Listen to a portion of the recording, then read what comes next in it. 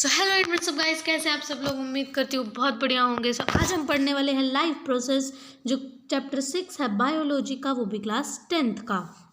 सो इस वीडियो में हम हर एक टॉपिक बहुत ज़्यादा डीपली पढ़ने वाले हैं ताकि आपको कोई प्रॉब्लम ना हो विद टिप्स एंड ट्रिक्स। तो सबसे पहले हम इस चैप्टर के इंट्रोडक्शन देख लेते हैं।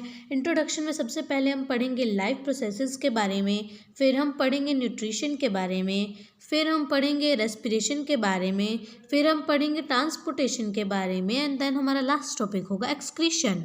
तो इतने सारे टॉपिक्स एक वीडियो में कवर नहीं हो सकते, सो हम इस चैप्टर को 2 to 3 पार्ट्स में कवर कर देंगे। हम हर एक टॉपिक को उसके डायग्राम्स एंड रिएक्शंस के साथ देखने वाले हैं ताकि आपकी कंसेप्ट क्लैरिटी बेटर हो। चलिए हम अपने फर्स्ट टॉपिक लाइफ प्रोसेस के ऊपर बात करते हैं। गाइज, अगर लाइफ प्रोसेस की डेफिनेशन के बारे में बात किया जाए तो हम देख सकते हैं the basic functions performed by living organisms to maintain their life on this earth is called life process. मतलब वो बेसिक फंक्शन जो एक लिविंग ऑर्गेनिज्म परफॉर्म करता है इस अर्थ पर अपनी लाइफ को मेंटेन करने के लिए, उन सभी प्रोसेसेस को हम लाइफ प्रोसेसेस कहते हैं। लाइफ प्रोसेसेस में एक वर्ड बहुत ज़्यादा यूज़ होने वाला है जिसका नाम है सिंगल सेल्ड। तो अगर हम अपने कंसेप्ट को पहले ही थोड़ा क्लियर कर लें तो बाद में हमें इतनी प्रॉब्लम नहीं होती। तो सिंगल सेल का मतलब होता है यूनिसेलुलर।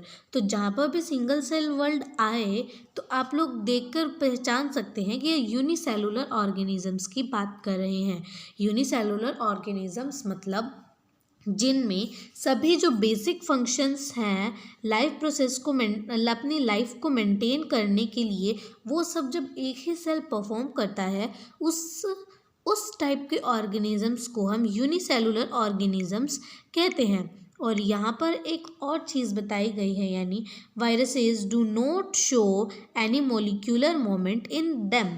यानी जो वायरस होते हैं वो अपने अंदर कोई भी मोलिक्यूलर मूवमेंट को शो नहीं करते जब वो आउटसाइड द बॉडी होते हैं। जब वो बॉडी के अंदर आ जाते हैं तब वो मॉलिक्यूलर मूवमेंट शो करते हैं, लेकिन जब तक वो बॉडी के बाहर होते हैं वो कोई भी मॉलिक्यूलर मूवमेंट शो नहीं करते। मैं आपको प्रेफर करूँगी कि आप साथ साथ नोट्स बना लीजिए। इस वीडियो को देखते देखते नोट्स बना लीजिए। अगर आप नोट्स नहीं बना रहे हैं तो आप अपनी एनसीईआरटी की बुक सामने रखें ताकि आपको जो मैं बता रही हूँ वो आपको इजीली क्लियर हो जाए। लाइफ प्रोसेसेस का हमने पूरा टॉपिक देख लिया है। लाइफ प्रोसेसेस में ज़्यादा कुछ नहीं है, बस आपको डेफिनेशन को अच्छे से याद करना है एंड ये 1-2 वर्ड मीनिंग्स है, ये बहुत इंपॉर्टेंट है, इसे कर लेना। चलो देखते हैं अपना नेक्स्ट टॉपिक। गाइज, यहाँ पर हमारा नेक्स्ट टॉपिक है वो है न्यूट्रिशन। न्यूट्रिशन का क्या मतलब होता है वो अब हम यहाँ पे देखते हैं। The intake of nutrients like carbohydrate fats by an organisms as well as utilizing these nutrients are called nutrition। Simple सी भाषा में देखा जाए तो न्यूट्रिशंस का इनटेक होना, जैसे कार्बोहाइड्रेट्स फैट्स एक ऑर्गेनिज्म के द्वारा, और उसे साथ साथ उन न्यूट्रिएंट्स को साथ साथ यूटिलाइज करना, उस प्रोसेस को हम न्यूट्रिशन कहते हैं। जैसे एक ऑर्गेनिजम्स अगर कुछ न्यूट्रिशन को अपने अंदर ले रहा है जैसे कार्बोहाइड्रेट्स एंड फैट्स, तो इस प्रोसेस को हम क्या कहेंगे, न्यूट्रिशंस। और जो ये कार्बोहाइड्रेट्स एंड फैट्स है इसे हम कहेंगे न्यूट्रिएंट्स। तो आई होप आपको ये डेफिनेशन इजीली क्लियर हो गई होगी। यहाँ पे एक और इम्पोर्टेंट चीज़ हमें बताई गई है जो है these complex substances have to be broken down into simpler ones before they can be used for upkeep and growth of the body. यानी जो फूड हम अपने अंदर लेते हैं वो कॉम्प्लेक्स सब्सटेंस में होता है। उस कॉम्प्लेक्स सब्सटेंस को ब्रेक डाउन होकर सिंपलर फॉर्म में आना पड़ता है, जिसकी वजह से हमारा डाइजेस्टिव सिस्टम उसे इजीली डाइजेस्ट कर सके। Organisms are biocatalysts called enzymes. जो ऑर्गेनिजम्स होते हैं वो बायोकैटलिस्ट्स का यूज़ करते हैं जिन्हें हम सिंपल भाषा में एंजाइम्स कहते हैं। अब एंजाइम्स क्या होते हैं, ये जो एंजाइम्स हैं वो क्या होते हैं, यहाँ पे अगर देखा जाए तो एंजाइम्स का मतलब होता है that enhance the reaction in our body, मतलब जो हमारी बॉडी के अंदर रिएक्शन हो रहे हैं उसे जो एनहांस करे उसे एंजाइम्स कहते हैं। अब न्यूट्रिशन का एक इम्पॉर्टेंट पार्ट जो है types of nutrition. In nutrition 2 types के होते हैं, एक ऑटोट्रॉप्स एंड एक हेटरोट्रॉप्स। सो आइए अब हम इन ऑटोट्रॉप्स एंड हेटरोट्रॉप्स को डीपली स्टडी करते हैं। तो अगर ऑटोट्रॉफिक न्यूट्रिशन को देखा जाए सो ऑटोट्रॉफिक न्यूट्रिशन का मतलब होता है, तो जो ऑटोट्रॉफिक न्यूट्रिशन करने वाले हमारे जो ऑर्गेनिजम्स होते हैं वो सेल्फ डिपेंडेंट होते हैं, वो लोग सेल्फ डिपेंडेंट होते हैं। सेल्फ डिपेंडेंट मतलब जो अपना खाना खुद प्रोड्यूस करे, और उसके एग्जांपल्स में आ जाते हैं सभी प्लांट्स एंड सभी प्रोड्यूसर्स। और वो जिस प्रोसेस का यूज़ करते हैं उसे फोटोसिंथेसिस कहा जाता है। आपने प्रीवियस क्लासेस में इसके बारे में ज़रूर पढ़ा होगा। सो ऑटोट्रॉफिक न्यूट्रिशन हमारे पास 2 टाइप्स के होते हैं, एक यूनिसेलुलर एंड एक मल्टी सेलुलर। तो यूनिसेलुलर ऑर्गेनिजम्स वो ऑर्गेनिजम्स होते हैं जो मैंने आपको स्टार्टिंग में भी बताया था, जो खुद अपना खाना प्रोड्यूस करे, जैसे कि अमीबा। इसके एग्जाम्पल्स जो हैं यूनिसेलुलर ऑर्गेनिजम्स के वो है अमीबा, पैरामीशियम एंड यूग्लिना। ये जो हैं 3 इसके अच्छे एग्जाम्पल्स हैं जो आप ये इसके एग्जाम्पल्स हैं जो अगर आप याद करो इट्स बेटर, अगर नहीं याद करो तो नो वरीज। अमीबा आपको ज़रूर से याद होना चाहिए, अमीबा बहुत इम्पोर्टेंट है। अब अमीबा है वो एक लिविंग ऑर्गेनिज्म है, उसे भी तो फूड चाहिए होगा ना अपने सर्वाइवल के लिए। सो अमीबा अपना फूड कहाँ से लाता है और कैसे लाता है वो अब हम पढ़ेंगे। सो अमीबा एक यूनिसेलुलर ऑर्गेनिज्म है, मतलब अमीबा के सारे बेसिक फंक्शंस सिर्फ एक सेल परफॉर्म करता है। The process by which amoeba intake food material is called phagocytosis, यानी वो प्रोसेस जिसके थ्रू अमीबा फूड मटेरियल अपने अंदर लेता है उसे फाइगोसाइटोसिस कहते हैं। तो आपकी बेटर कंसेप्ट क्लैरिटी के लिए हम इसे डायग्राम के थ्रू समझने की कोशिश करते हैं। ये रहा आपके सामने अमीबा का डायग्राम, और अब हम इस अमीबा के डायग्राम को थोड़ा थॉरली पढ़ते हैं। यहाँ पे आप देख सकते हैं कि एक न्यूक्लियस है और ये हमारे पास हमारा फूड पार्टिकल है। ये जो फिंगर लाइक 2 प्रोजेक्शंस हैं इन्हें हम सूडोपोडिया कहते हैं, सूडोपोडिया। और जब ये सूडोपोडिया 2 फिंगर्स लाइक स्ट्रक्चर होते हैं जो फूड को अपने अंदर लेते हैं। अब आप इस डायग्राम में देख सकते हो कि फूड सूडोपोडिया के अंदर है, यह है फूड पार्टिकल, और जो ये कप टाइप कुछ बना है उसे हम फूड वैक्यूल कहते हैं, या फिर हम इसे फूड वैक्यूल के साथ साथ फूड कप भी बोल सकते हैं। Food vacuole and food cup both are right. So अब आप देख सकते हैं कि ये सूडोपोडिया यहाँ से बिल्कुल जुड़ चुके हैं। अब ये फूड पार्टिकल अमीबा के अंदर आ चुका है। अब क्या होगा कि ये फूड पार्टिकल्स जो है वो फूड वैक्यूल में कॉम्प्लेक्स फॉर्म से सिंपल फॉर्म में चेंज होगा, यानी कॉम्प्लेक्स फॉर्म से सिंपल फॉर्म में चेंज होगा, ताकि ये जो फूड पार्टिकल है वो इजीली डाइजेस्ट हो सके। यहाँ पे आप देख रहे हो थोड़ा बड़ा पार्टिकल है एंड यहाँ पे बहुत छोटा हो चुका है। तो अब ये जो है प्रॉपरली एब्जॉर्ब हो चुका है न्यूक्लियस में, प्रॉपरली एब्जॉर्ब हो चुका है अमीबा में। एंड ये जो आप कुछ डस्ट लाइक स्ट्रक्चर्स देख सकते हैं इसे हम बोलते हैं वेस्ट मटेरियल। सो ये जो फर्स्ट प्रोसेस हमने देखा इसका फूड का अंदर आने का, उसे हम कह सकते हैं इंजेशन। और आप ये वाला और यहाँ पे आप देख सकते हैं डाइजेशन। ये हो रही है एब्जॉर्प्शन एंड एसिमिलेशन। एंड ये वेस्ट मटेरियल का बाहर निकलना, इसे हम कह सकते हैं इजेशन। तो हमने अमीबा के डायग्राम के थ्रू अमीबा के टॉपिक को बहुत डीपली पढ़ा है। सो आइए आगे देखते हैं। सो अब हम देखते हैं न्यूट्रिशन इन प्लांट्स। अभी तक हमने जो न्यूट्रिशन की बात की वो न्यूट्रिशन इन एनिमल्स था, और अब हम न्यूट्रिशन इन प्लांट्स पढ़ेंगे। The process used by plant of nutrition is called photosynthesis. ये सबको पता है कि प्लांट्स अपने न्यूट्रिशन को बनाने के लिए एक प्रोसेस को यूज़ करते हैं जिसका नाम है फोटोसिंथेसिस। अब बात आती है कि ये फोटोसिंथेसिस आखिर है क्या। Photosynthesis the process by which green plants make their own food like glucose from CO2 and H2O by using sunlight energy in presence of chlorophyll।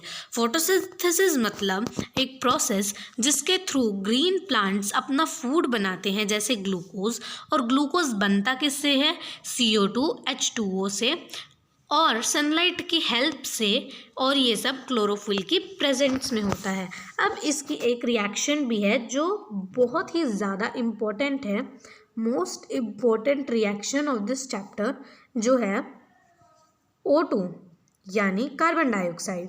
अब प्लांट्स जो हैं वो अपने एनवायरनमेंट से क्या लेते हैं? कार्बन डाइऑक्साइड जो ह्यूमन बींग्स छोड़ते हैं, एंड H2O वो लेते हैं रूट्स से भी लेते हैं, और ह्यूमन बींग्स भी उन्हें देते हैं। अब सनलाइट के थ्रू अब वो सनलाइट को यूज़ करेगा और इसे ग्लूकोज में कन्वर्ट कर देगा। ग्लूकोज मतलब C6H12O6। तो ये फॉर्मूला है ग्लूकोज का, ये भी बहुत इम्पोर्टेंट है, आप इसे याद कर सकते हैं, ये आपको इस रिएक्शन में बहुत हेल्प करेगा।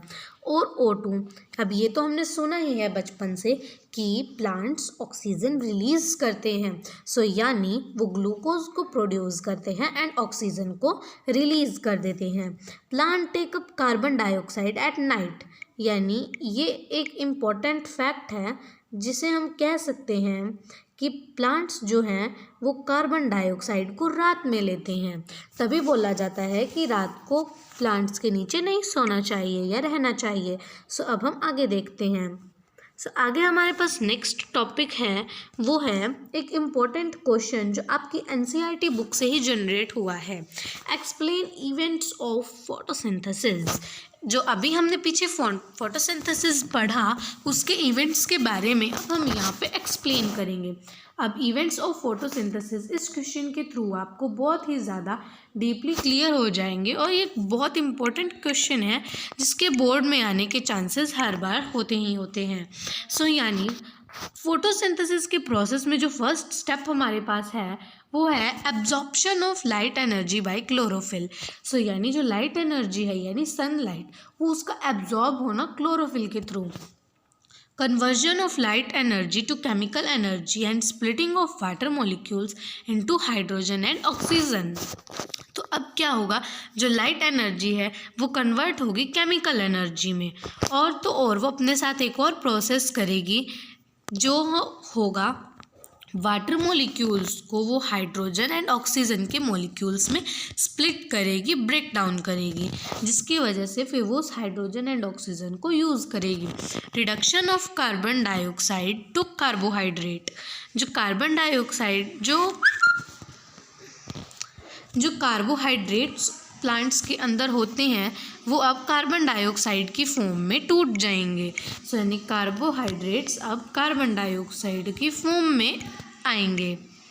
सो नेक्स्ट हमारे पास आता है, सो ये क्वेश्चन जो है वो बोर्ड एग्ज़ाम्स में 2 नंबर्स के क्वेश्चन में लगभग हर बार पूछा ही जाता है।